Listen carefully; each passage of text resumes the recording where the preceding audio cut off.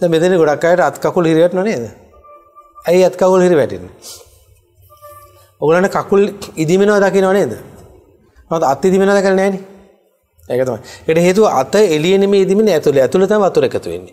ඒ වතුර එකතු වුණාට පස්සේ මෙතන ස්නායුවක් තදවීම නිසා තමයි මේක හිරි වැටීම එන්නේ. ඒ කප්පයක් අල්ල ගන්නත් තමයි වැඩක් කරන්න අමාරු තත්ත්වයක් තියෙන පරිවර්තනයක් තියෙනවා. ඒකට විශේෂව කියලා බේත් නැහැ. සාමාන්‍ය හුඟක් වෙලාවට අපි කියන්නේ වෙලාවට යන්තම් රස්නේ වතුරට පොඩක් දාගෙන හිටියනම් අත යම් ප්‍රමාණයක් අඩු වෙනවා. ඊට අමතරව අත පොඩක් උඩ තියන් හිටියද යම් ප්‍රමාණයක් අඩු වීමක් තියෙනවා. ඒ වගේ සමහරක් අවස්ථාවේදී ජෙල් වගේ එකක් දාලා පුළුවන් ඕනෙන් මසාජ් කරගන්න.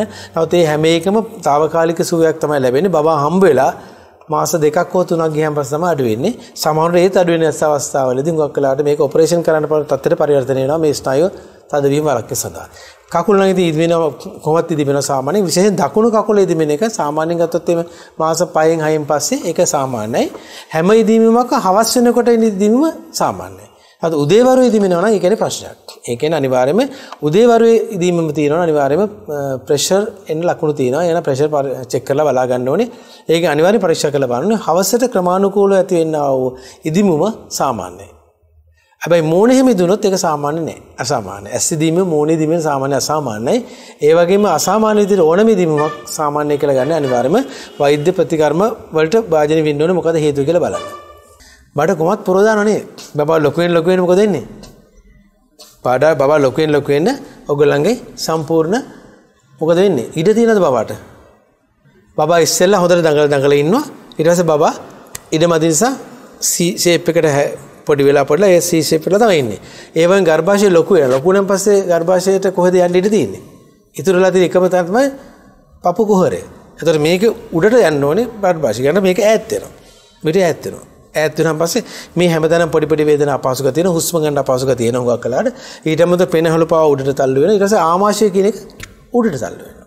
ආමාශය උඩට තල්ලු වුණාන් පස්සේ මොනවද? මම අර කිව්ව මුලින් ગેස්ට්‍රයිටිස් එනවා කියලා. ඒ වගේ හුස්ම ගන්න අපහසුව, කණ්ඩ අපහසුව, කෑම අරුචි එන ගතිය, නිතරට අපහසු ගතිය, කෑම ගාම ඉන්න බෑ, හුස්ම ගන්න බැරි තත්ත්වය ඔක්කොම එනවා. ඒක ඇවිල්ලා සාමාන්‍යයෙන් හෝමෝන් තත්ත්වයට වඩා මාස 7-8 වගේනකොට උඩට තල්ලු කිරීම තුලින් ඇති වෙන එකක් තමයි. ඒ වගේම උඩට තල්ලු කරගෙන ඉන්නකොට ඔය ප්‍රශ්න තියෙනකොට හුඟක් අයට මාස 9 වගේ වෙනකොට ටක් ගාලා අඩු වෙනවා අමාරුව. ඇයි අඩු වෙන්නේ? ඔළුව ටක් ගාලා පහළට යනවා. ඔළුව ටක් ගාලා පහළට ගියන් පස්සේ අර උඩින් තියෙන ප්‍රෙෂර් එක අඩු වෙනවා. ඒතකොට අඩු වෙනන් පස්සේ හුඟක් වෙලාට මාස 9 කිට් වෙන හුඟක් අයට අපහසුතාවය අඩු වෙනවා. එතකොට මට දැන් සනීපයක් දැනෙනවා කියලා ගොඩක් අය කියනවා. නමුත් මුලින් මාස 7-8 සීමාව තුළ බඩ අපහසුගතිය වැඩි වෙනවා. ඒක අර හෝමෝන් වලට අමතරව බබා ලොකු වීම නිසා ඇති වෙනා වූ ප්‍රෙෂර් එක නිසා ඇති වෙන ඉෆෙක්ට් එක තමයි තියෙන්නේ බබාගේ. බබාගේ ප්‍රෙෂර් කියන්නේ ප්‍රමාණය ලොකු වීම නිසා ඇති වෙන එක තමයි.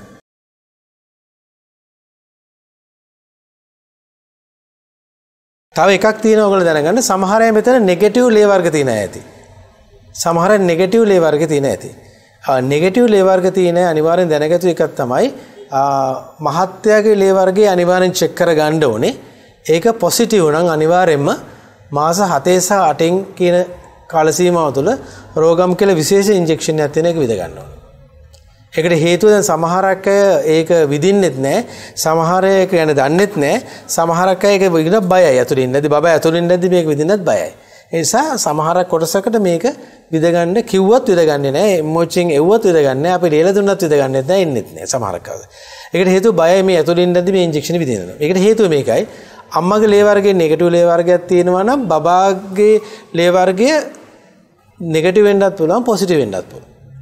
එතකොට හුඟක් වෙලාවට හස්බන්ඩ්ගේ ලේ වර්ගයේ පොසිටිව් නම් 50% chance එකක් තියෙනවා ඇතුළින් බබා පොසිටිව් හෝ පොසිටිව් chance එකක් තියෙනවා. බබා පොසිටිව් වෙලා තිබුණොත් හදිස්සියේ හරි මොකද වෙන්නේ? මාස 7න් සහ 8න් කියන කාල සීමාව තුළ බබාගේ ලේ මිශ්‍ර වෙනවා අම්මගේ ලේ වලට. මිශ්‍ර වුණාන් පස්සේ බබාගේ ලේ වලට විරුද්ධ ප්‍රතිදේහයක් නිර්මාණය වෙනවා අම්මගේ ඇඟේ. එතකොට මොකද වෙන්නේ? ඒක වැදාම හරහා ගිහලා බබා නැති වෙන්න පුළුවන් හැකියාවක් තියෙනවා. විශේෂයෙන් පළවෙනි බබාට නෙමෙයි දෙවෙනි තුන්වෙනි බබාට වෙනකොට මේක උග්‍ර තත්ත්වයට පරිවර්තනය වෙනවා. ඒක නිතරම ගබ්සා වෙන්න පුළුවන් හැකියාවක් තියෙනවා. යම බබා හැදුනත් බබා ජීවත් වෙන්නේ මාස 3 4 5 සීමාව තුළ බබා නැති වෙන පතක් නිර්මාණය වෙනවා. ඒ නිසා නෙගටිව් ලේ වර්ගයක් තියෙනවා අනිවාර්යෙන් මාස 7න් සහ 8න් අනිවාර්යෙන් විදගත යුතුයි. කොහොමද බබා හම්බුනාට පස්සේ බබාගේ ලේ වර්ගය චෙක් කරලා ඒක පොසිටිව් නම් අනිවාර්යෙන්ම අම්මට රෝගම් කියන ඉන්ජෙක්ෂන් විදිනවා. ඒක තමයි මෙතෙක් කල් තිබිච්ච ප්‍රායෝගික විදියට ප්‍රායෝගික කරේ. නමුත් ඒකිනුත් අපිට කොටසක් හම්බ වෙනවා අර වගේ ප්‍රශ්න වලට මුහුණ දෙන්න. ඒ නිසා මාස 7න් සහ 8න් මේ වෙනකොට රෙකමන්ඩ් කරලා තියෙනවා.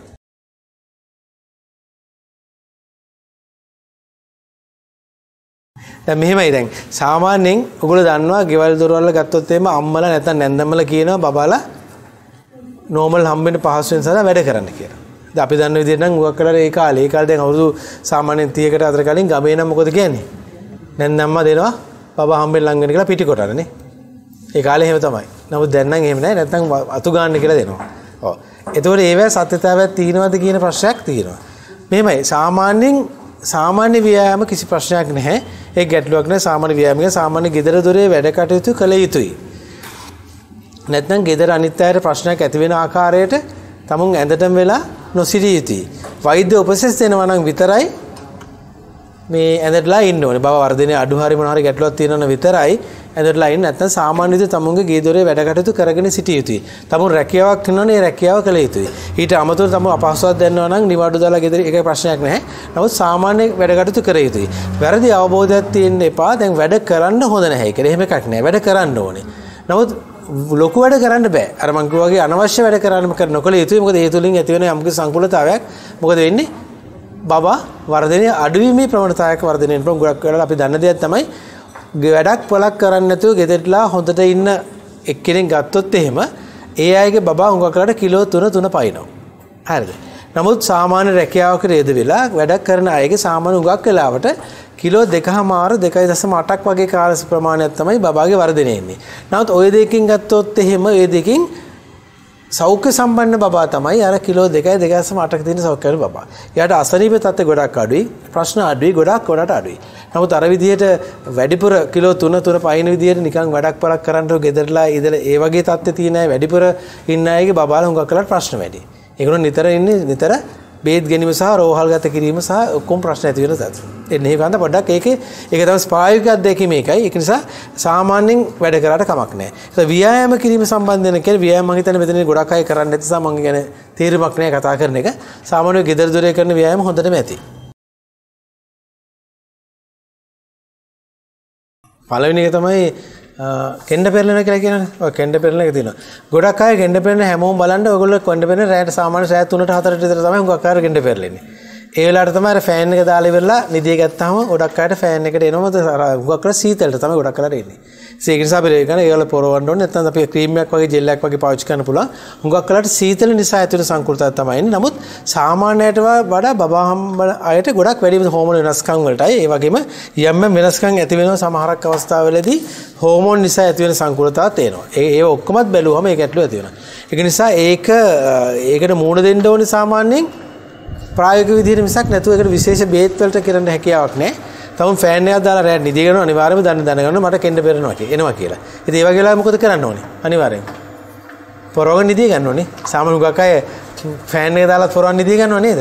සමහර AC එක දාලා පොරවගෙන නිදි ගන්නව නේද? ඒ වගේ පොරවගෙන නිදි ගන්නවා. ඒ හරිය විශේෂයෙන් කෙන්ඩ හරිය සාමාන්‍ය නිරාවරණය වෙන තුඟක් වෙලාවට මේ කෙන්ඩ පෙරලීම සිද්ධ වෙනවා.